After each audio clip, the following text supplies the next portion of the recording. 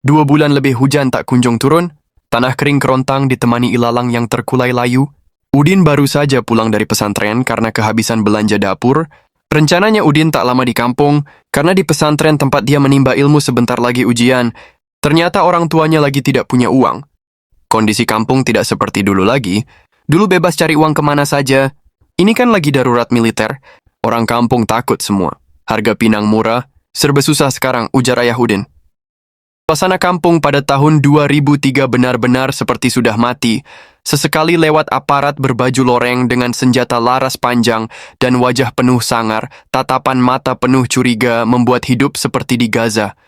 Jalan KKA yang penuh bebatuan memantulkan suara sepatu PDL ketika serombongan pasukan berbaju loreng melintas dengan wajah beringas. Udin hanya mengintip lewat jendela tanpa berani menyapa. Sesekali jika ada kendaraan yang lewat berarti suasana jalan dapat dipastikan aman. Namun jika seharian tidak ada kendaraan yang melintas, berarti seputaran jalan KKA ada sesuatu bahaya yang menghadang. Tiba-tiba seorang pemuda bernama Hajar keluar dari rumahnya melintasi jalan KKA. Udin yang lagi berdiri di halaman rumah pun menyapa. Udin dan Hajar berbicara pelan sambil sesekali melihat suasana jalan KKA. Mereka berdua berbicara sangat lama, apalagi Udin selama ini jarang di kampung. Semenjak Udin di Daya, Hajar sering menanyakan kabar Udin pada orang tuanya, karena mereka sebaya, lagi pula mereka teman dekat. Sejak Udin merantau ke Daya, Hajar terasa kehilangan teman bermain yang dulunya selalu berbagi kisah suka maupun duka. Lama sudah mereka terlibat dalam cerita siang itu, sambil sesekali melihat kiri kanan, walaupun sudah dipastikan aman. Ibunda Udin yang melihat mereka sedang asik berbicara tiba-tiba menyela pembicaraan mereka. "Sudah. Jangan terlalu lama di sini," kata ibunya Udin pada Hajar. "Nanti jika ada aparat TNI yang lewat kalian dikira anggota GAM," tambah ibu Udin. Kalau Hajar sudah sering mereka lihat di sini, tapi Udin tidak pernah sekalipun berjumpa dengan mereka, apalagi sekarang pasukan baru, mereka jarang ketawa, lebih baik jangan berurusan dengan mereka, tambah ibunya Udin lagi. Lalu Udin dan Hajar pun tersadarkan, "Benar juga kata mama kamu," kata Hajar. Sekarang beginilah suasana kehidupan di kampung. Di sini banyak pemuda-pemuda yang jarang berkunjung ke rumah temannya, karena kalau sudah dicurigai, jarang ada yang kembali, jelas Hajar pada Udin lagi. Di akhir pembicaraan, Hajar pun bertanya pada Udin, "Kapan ada rencana balik ke Daya?" tanya Hajar pada Udin.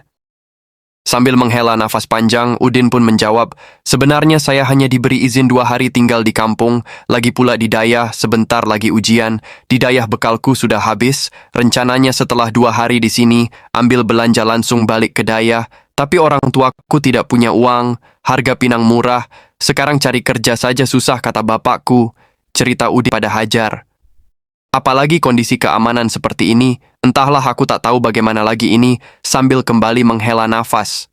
Mendengar keluhan Udin, Hajar tak bisa berbuat apa-apa. "Jangankan untuk bekerja, untuk hidup saja susah di kampung sekarang, Din," kata Hajar. "Lumayan kamu, Din, tinggal di Dayah, setidaknya resiko nyawamu aman, tapi kami di sini, apalagi kalau anak muda seperti kita, tiap hari ada saja pertanyaan dari aparat," kata Hajar lagi pada Udin.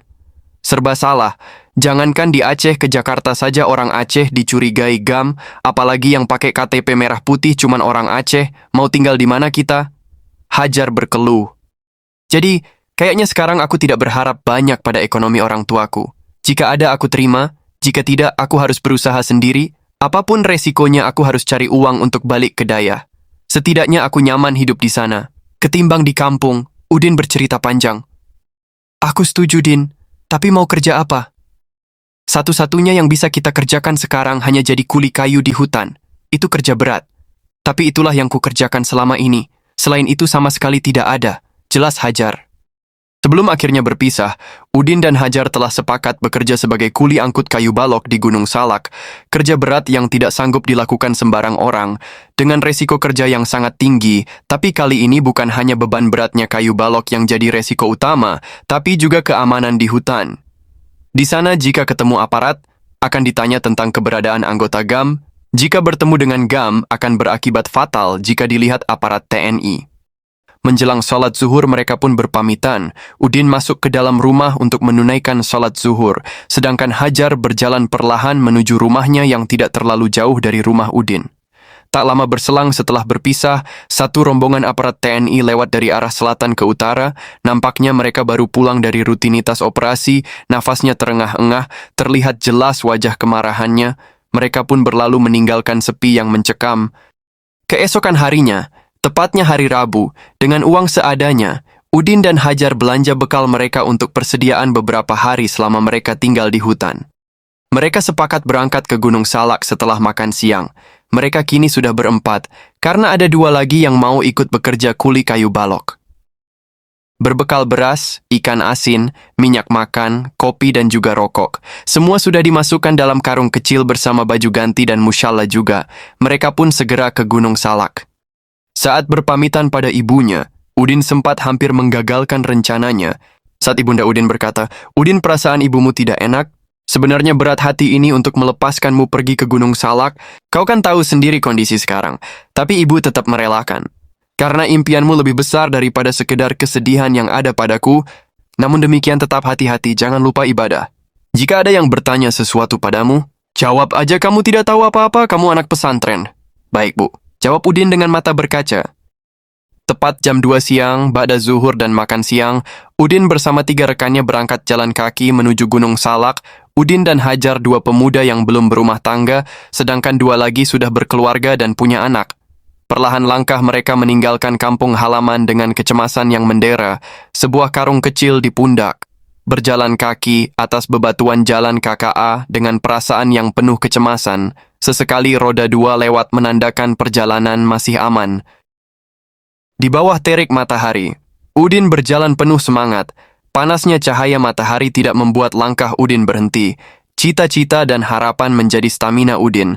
Dalam melaju gerakan langkah kaki, sesekali Udin membayangkan pesan ibunya sesaat akan berangkat. Sebatang rokok Madonna dikeluarkan dalam saku kecil bersama sebuah mancis besi peninggalan kakeknya. Dengan rokok tertancap di mulut dan asap mengepul, Udin dan Hajar berjalan bak kereta api. 2 jam sudah mereka dalam perjalanan, tanpa terasa keringat mengalir bak embun di malam hari, sebotol air minuman titipan ibunya hampir meninggalkan sisa, suasana jalan semakin sepi, sudah 1 jam lebih tak ada kendaraan yang lewat, seakan telah ada tanda-tanda akan adanya bahaya. Lokasi yang menjadi target mereka sudah di depan mata, tapi jalan semakin perlahan, di kaki Gunung Salak mereka telah tiba. Perjuangan berat akan segera dimulai, ayunan langkah kaki menuju tanjakan Gunung Salak. Jika tidak ada aral melintang, sebelum sholat maghrib mereka tiba di tempat tujuan. Di sana nantinya mereka akan menginap di kemah yang telah dibuat sebelumnya oleh toke kayu. Di sana ada beberapa orang sopir sensau yang bekerja membelah kayu. Keesokan harinya mereka langsung mengambil kayu untuk diangkut melewati jurang terjal menuju pinggiran jalan KKA. Setelah memasuki kawasan kaki Gunung Salak, suasana mencekam begitu terasa. Di sana tidak ada seorang manusia pun yang dijumpai. Pada saat hampir tiba memasuki jalan menuju kemah, ternyata satu peleton TNI sedang terlibat baku tembak dengan pasukan GAM dari Bener Meriah.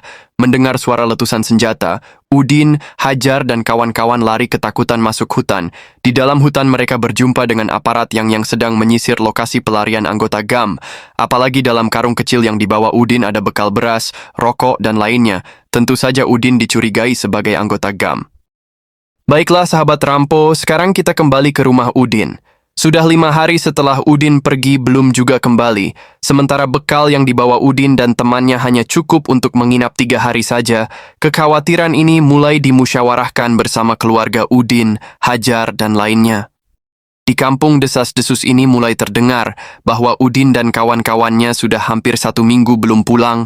Untuk mencari kabar pun tidak bisa, ternyata semua sopir sainsau sudah pulang dari pagi. Suatu hari keluarga Udin dan lainnya menumpang sebuah mobil truk untuk mencari Udin. Sesampai di kilometer 27 berjumpa dengan aparat TNI. Setelah semua diperiksa, aparat menanyakan tujuan pergi. Setelah diberitahukan bahwa mereka ingin mencari keluarga mereka yang sudah 5 hari tak kunjung pulang, padahal mereka hanya rencana 3 hari saja bekerja sebagai kuli angkut kayu balok.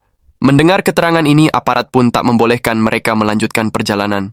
Kampung kini mulai membaca surah Yasin di Menasah setelah salat maghrib, meminta petunjuk Sang Pencipta agar jika mereka masih selamat, agar segera bisa pulang jika telah tiada di mana lokasi mereka. Suatu malam Ibunda Udin bermimpi bahwa Udin sedang beristirahat di bawah pohon besar, tidak seorang pun berani menafsirkan arah mimpi ini. Sudah beberapa hari burung elang terbang sambil bersuara aneh, namun tiada siapapun menaruh perhatian pada kode alam dari burung elang ini. Dahulu ada sebuah mitos, jika burung elang bersuara sambil terbang tinggi, menandakan ada orang meninggal dunia, tapi ini hanya mitos yang tidak bisa dibuktikan secara ilmiah. Keesokan harinya, tepatnya di hari ke-6 setelah Udin pergi, satu peleton aparat TNI berjalan berurutan melintasi jalan KKA, tapi kali ini mereka tidak menunjukkan wajah beringkasan, jalan mereka perlahan sambil sesekali menatap warga kampung yang sedang berduka. Di antara sekian banyak mereka, ada seorang anggota memakai celana pendek. Celana pendek tersebut dipakai di luar pakaian loreng. Hal ini tentunya tidak lazim bagi aparat TNI, seakan ingin memberitahukan kepada warga kampung bahwa inilah celana yang kami ambil dari mereka.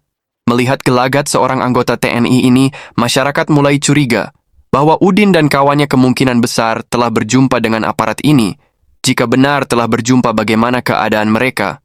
Bisik-bisik warga kampung di setiap sudut. Keesokan harinya, masyarakat berbondong-bondong menuju Gunung Salak. Jalan bebatuan yang rusak tidak menghambat perjalanan warga untuk mencari Udin. Sesampai di kilometer 28 dijumpai sebuah mobil Chevrolet terparkir di tengah jalan KKA. Di beberapa tempat di pinggir jalan ada beberapa bekas dibakar. Dijumpai pula beras yang sedang berserakan. Dari pinggir jalan sampai ke dalam hutan, bekas peluru senjata laras panjang tercecer di bebatuan jalan KKA, menguatkan bukti lokasi kejadian. Tak jauh dari badan jalan ada sebuah sungai kecil. Di ujung jembatan kecil 4 orang telah membusuk. Tangisan warga pecah memecah keheningan senja. Ternyata benar selama 3 hari burung elang telah memberikan tanda. Demikian kisah kelam konflik Aceh, semoga almarhum husnul khatimah. Amin.